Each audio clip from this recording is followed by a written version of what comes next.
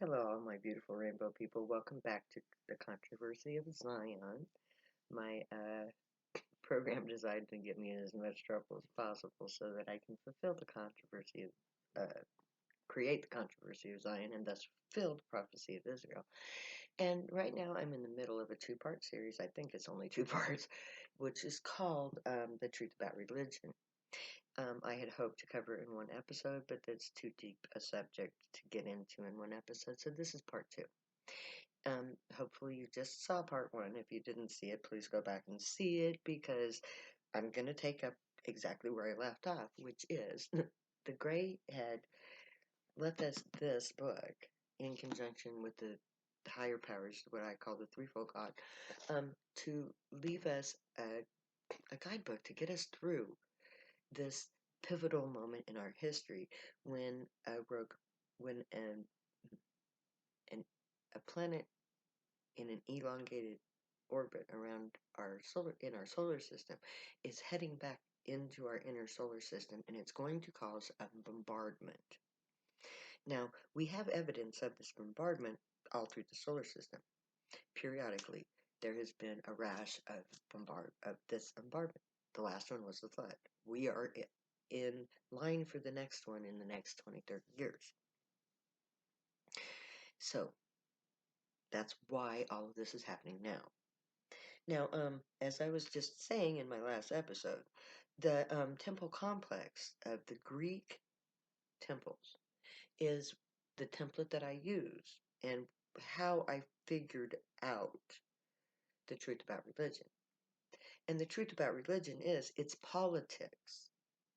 The gray, who are our gods, because they are those who from the heavens came to earth, established established a civilization, had a political structure all set up and operating, then they created us.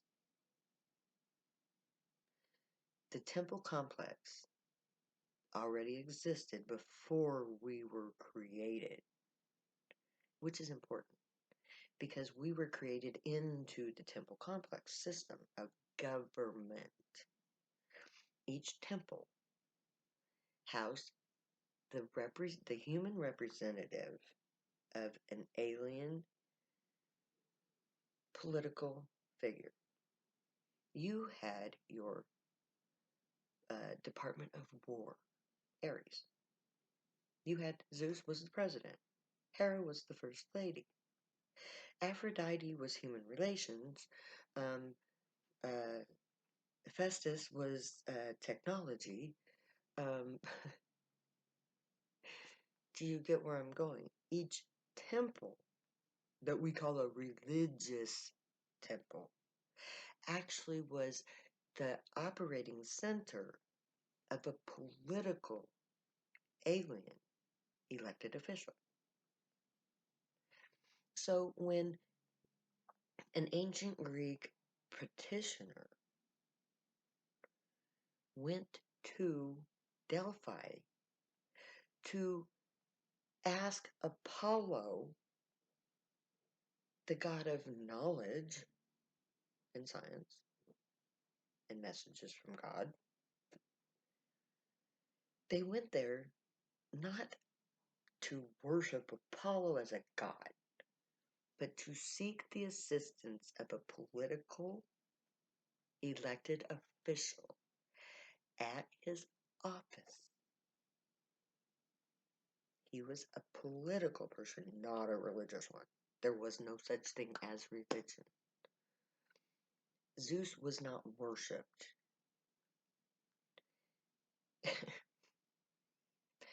The head, okay, I keep getting this word in my head, and I know where it's coming from.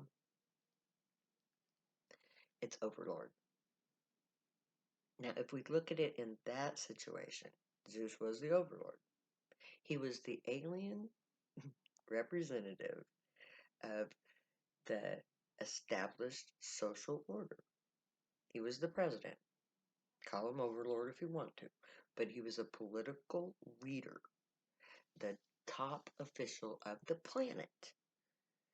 And he oversaw a cabinet of elected alien overlords, officials, who lived above us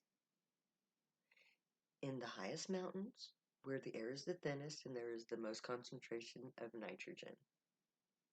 Very important because the aliens breathe nitrogen.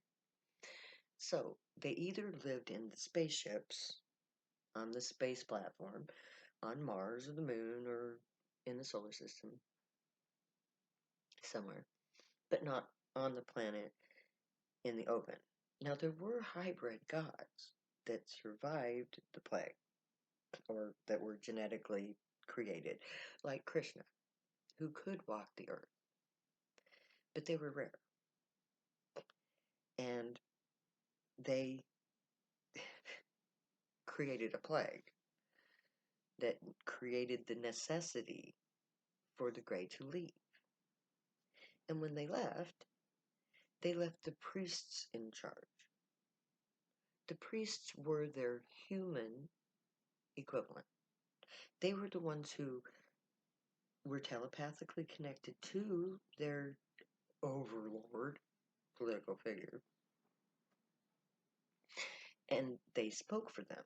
They did the things here on Earth that the Greys, who can't live on Earth, couldn't do. So when the Grey decided to leave and go find themselves another planet to live in, instead of recreating themselves into a human-type hybrid so that they could inhabit this planet, they gave the planet to us. And we became their children. And when they left, all we were left with was the priests and the temple system. And the temple system was a political structure. But because the Greys were so advanced telepathically and technologically, our native primitive ancestors misconstrued the political nature of the temple system and instead gave them a mythological context that became religion. So that a functioning government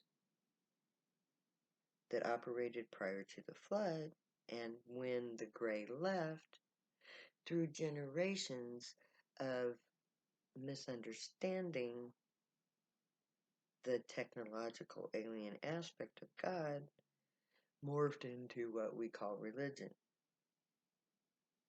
where these alien technologically advanced telepathic beings became this God, all powerful, all knowing, invisible person that you had to fear, love, and honor in all things. So that a political system of government became religion. Nothing else makes sense. Not to me. Now, I'm pretty sure the reason why it makes sense to me in this way and not to the scholars is because they have been indoctrinated into the religious fallacy. They can't see the forest for the trees. They see religion. They see the temples. They equate religion to temple, and they don't get the obvious connotation of governance. Why were the gods all aspected in a governmental situation? Think about it. We have an agricultural department in our government. Do we not? Was there not a god of agriculture in the temples in Greece? Yes, there was. I think Athena housed that department, if I'm not mistaken. But it was covered. You went to a certain temple to seek the aid of a certain god who had a certain ability in a certain field that you were concerned with. You didn't go to Athena if you were sick. You went to Apollo, I think. Okay? If you were having problems in a relationship, if you wanted to find your soulmate, the person that you should marry, you went to Athena. Or to Aphrodite. Because she was in charge of matchmaking. And that is a thing with the Grey, believe it or not. But anyway, each temple represented not a religious deity to be worshipped, but a representative of a government office. That's why, if you have domestic issues, you go to Hera, because she was in charge of domestic issues, home and hearth. You went to Zeus if it was a national thing. If you were having a problem with another nation, you went to Zeus. Or you went to Ares if it was necessary to attack. You didn't go to Athena to human relations if you wanted to go to war with another nation. You went to Ares. Why? Because Ares was in charge of war, all things having to do with conflict. It was his government department. So each temple represented a government official, not a religious official. There was no worshiping in those days. Look at, okay, there was petitioning.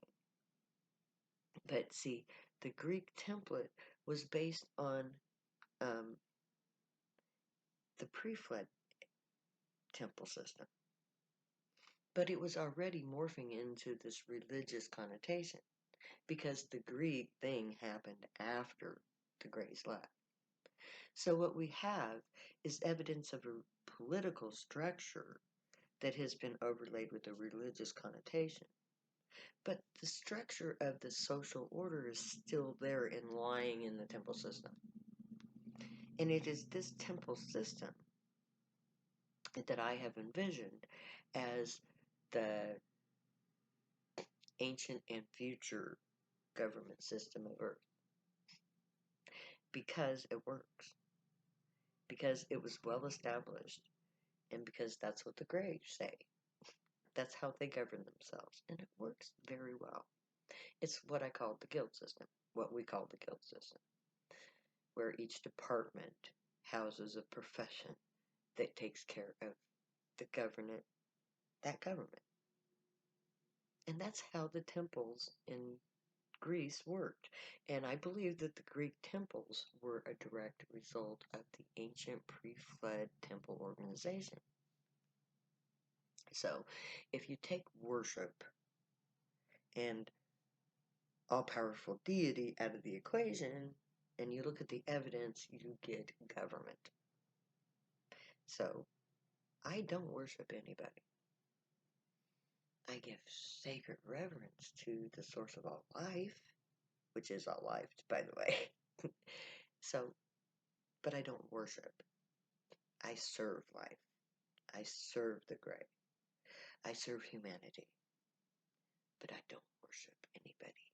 Because there is no thing that is not ultimately derived from the very same source, which is the point of birth of all sentient beings.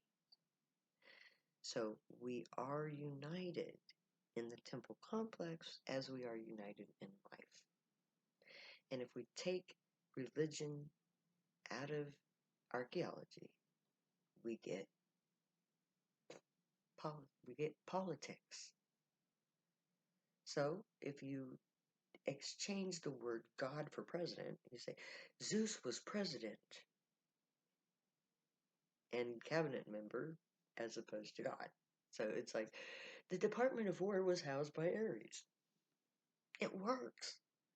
It functions perfectly as a political system, much more readily than it does as a religious system. So may the Grey watch over us, guide us, and protect us and keep us from all harm. I don't have time to go through the whole thing, so I'm going to say it later now. I love you way too much to say goodbye.